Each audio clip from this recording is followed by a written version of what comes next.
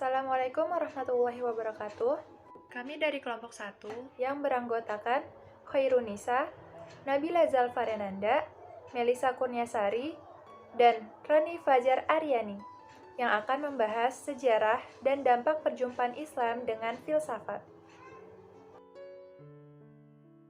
Submateri yang akan kita bahas pada hari ini yang pertama, sejarah awal dan fase perjumpaan Islam dengan filsafat, sejarah awal perjumpaan Islam dan Barat dengan filsafat, dan formulasi awal perjumpaan Islam dengan filsafat.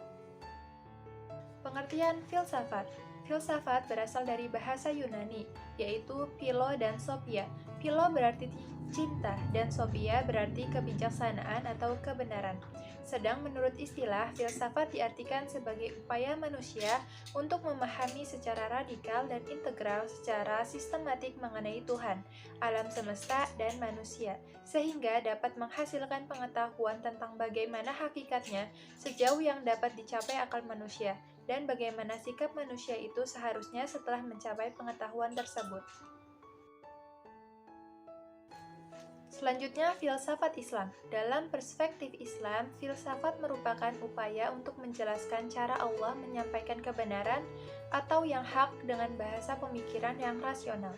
Dan filsafat Islam adalah hasil pemikiran manusia secara radikal, sistematis, dan universal tentang hakikat Tuhan, alam semesta, dan manusia berdasarkan ajaran Islam.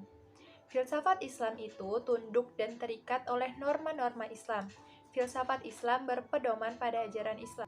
Tujuan filsafat Islam adalah untuk membuktikan kebenaran wahyu sebagai hukum Allah dan ketidakmampuan akal untuk memahami Allah sepenuhnya, juga untuk menegaskan bahwa wahyu tidak bertentangan dengan akal.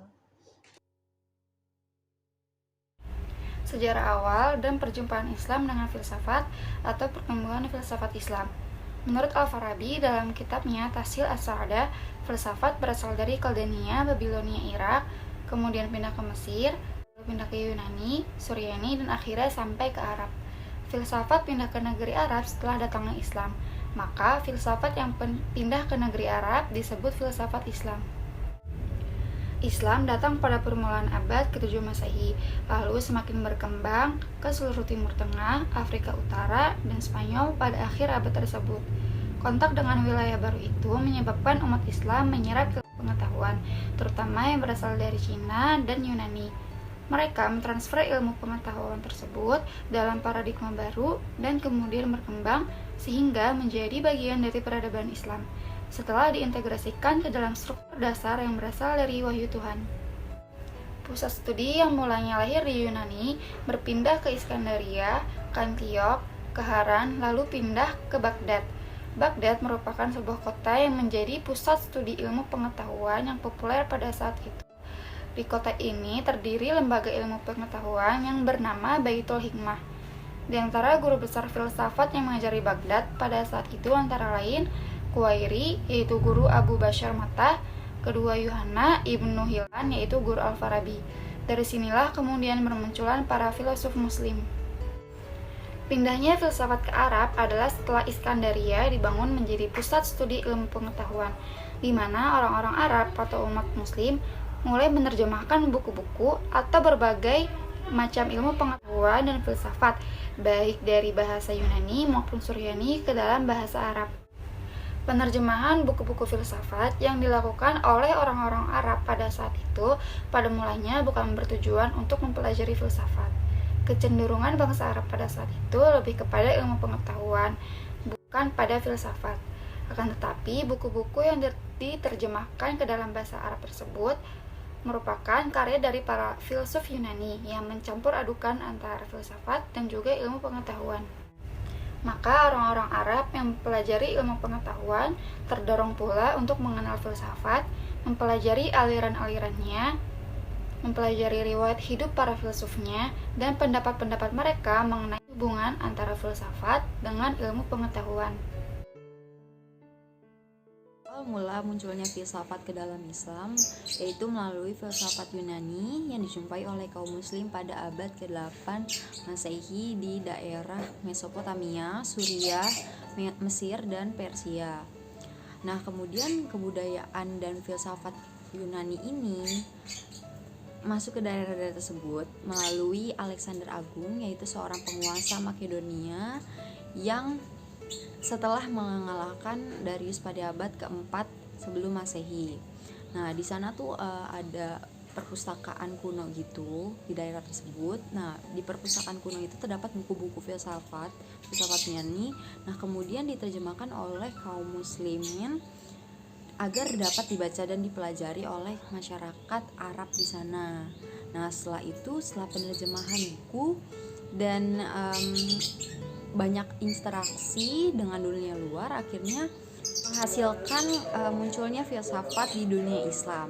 Nah, metode-metode filsafat ini kemudian digunakan untuk mempelajari Al-Quran dan hadis. Salah satunya Al-Kindi, yaitu bapak filsuf Islam yang menggunakan filsafat untuk mencari kebenaran, untuk menerjemahkan Al-Quran secara rasional. Kita bergeser ke filsafat yang ada di darat. Pada awalnya Yunani ini dibagi menjadi dua periode, yaitu Yunani kuno dan Yunani klasik. Di awal perkembangannya Yunani kuno ini lebih membahas tentang alam.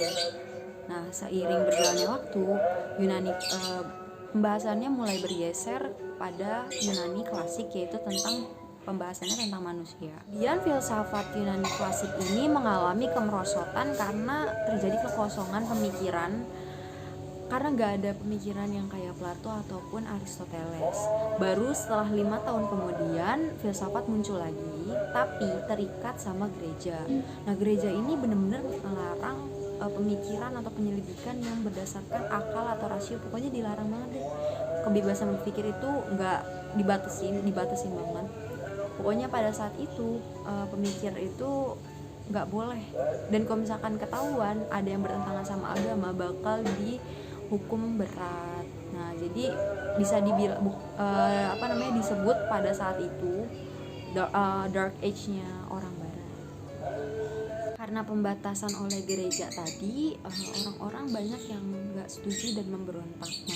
Nah, makanya muncul yang namanya Renaissance. Nah, Renaissance ini orang-orang pengen berpikir bebas dan mencari kebenarannya sendiri gitu loh, mencari kebenarannya, nggak mau dibatasi. Nah, baru setelah Renaissance, filsafat dan ilmu pengetahuan ini muncul lagi dan berkembang lebih pesat daripada sebelumnya.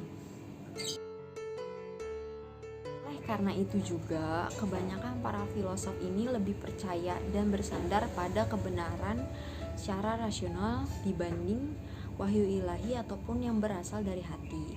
Jadi pada saat itu juga mulai terjadi pemisahan antara filsafat atau ilmu pengetahuan dan agama. Nah, terus mulailah muncul filsafat seperti filsafat seperti positivisme, empirisme, dan lain-lain. Formulasi awal perjumpaan Islam dengan filsafat. Pada abad pertengahan, umat Islam telah mengembangkan filsafat melalui gerakan penerjemahan buku filsafat ke dalam bahasa Arab. Selain itu, muncul pula mazhab pemikiran seperti yang didirikan oleh Al-Kindi yang bernama mazhab Masya'iyun atau Paripatetik. Beberapa karyanya adalah Fil Aql dan buku Fi Al-Falsafah Al-Ula. Al-Kindi memiliki murid yang bernama Al-Farabi yang kemudian menyempurnakan dan meneruskan karya Al-Kindi. Al-Farabi dikenal sebagai bapak logika formal dalam dunia Islam, dan ia juga dikenal sebagai filsafat politik Islam setelah berhasil mensintetiskan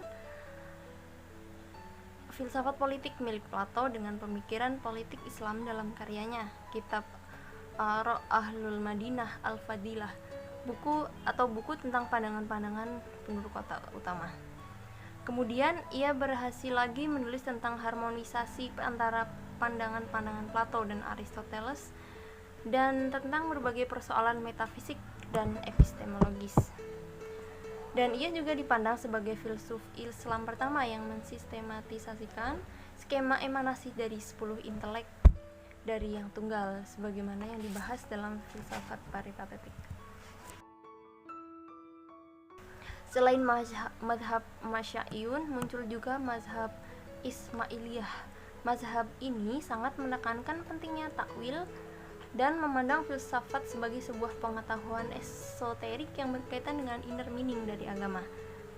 Salah satu karya mazhab ini adalah buku Ummul Kitab atau buku induk yang berisi percakapan antara Imam Syiah yang keenam, yaitu Muhammad al-Baqir, dengan para muridnya. Filsuf-filsuf mazhab Ismailiyah berperan penting di Persia atau Iran sepanjang abad ke-8 sampai dengan abad ke-10. Salah satu yang menonjol dalam mazhab ini adalah kelompok Ikhwan al-Syafa' yang menulis buku Al-Rasail. Selain kedua mazhab di atas, terdapat juga filsuf muslim yang independen seperti Muhammad Ibnu Zakaria al-Razi pada tahun 932, yang di antara pemikiran filosofinya adalah penolakan terhadap pentingnya ramalan. Abu Raihan al-Biruni yang kontribusi filosofisnya adalah kritikan kepada kosmologi Ibnu Sina. Ahmad Ibnu Miskawayh yang dikenal sebagai yang pertama kali menulis tentang etika melalui karya besarnya Tazhib al-Akhlaq, dan sebuah karya lainnya, Javidan Khirot atau Filsafat Perennial. Selang 3 abad kemudian, filsafat Islam di belahan timur mulai redup dikarenakan mereka berfokus kepada pengembangan ilmu lain, yaitu ilmu kalam. Sementara di belahan barat mulai muncul filsuf seperti Ibnu Masaroh, Ibnu Hazm, Ibnu Bajjah, Ibnu Tufail, dan Ibnu Rushd yang menanggapi kritikan Al-Ghazali terhadap filsafat melalui karyanya Tohafut al-Tohafut. Setelah itu muncul mazhab Isyraqiyah atau Illumination, disebut sebagai teosofi, yang didirikan oleh Syihabuddin al-Suhrawardi. Suhrawardi mengembangkan filsafatnya dengan menekankan pada pentingnya intuisi dan mengintegrasikan filsafat Platonik, Neoplatonisme, Persia kuno, dan filsafat Ibnu Sina. Di antara karya besarnya adalah buku Hikmat al-Isyraqi. Kemudian pada abad ke-16 berdiri mazhab lainnya, mazhab Isfahani, yang disokong pendirinya oleh dinasti Safawiyah di Persia. Di antara filsuf besar dari mazhab ini adalah Sadruddin Syirazi atau yang dikenal dengan Mulla Sadra, yang di antara pemikiran filosofisnya adalah tentang apa yang ia sebut dengan al-hikmah al-muta'aliyah. Ia mengintegrasikan epistemologi, masyisyai, Isroqi, Irfani, dan Kalam. Ya, sekian presentasi dari kami. Kurang lebihnya mohon maaf. Wassalamualaikum warahmatullahi wabarakatuh.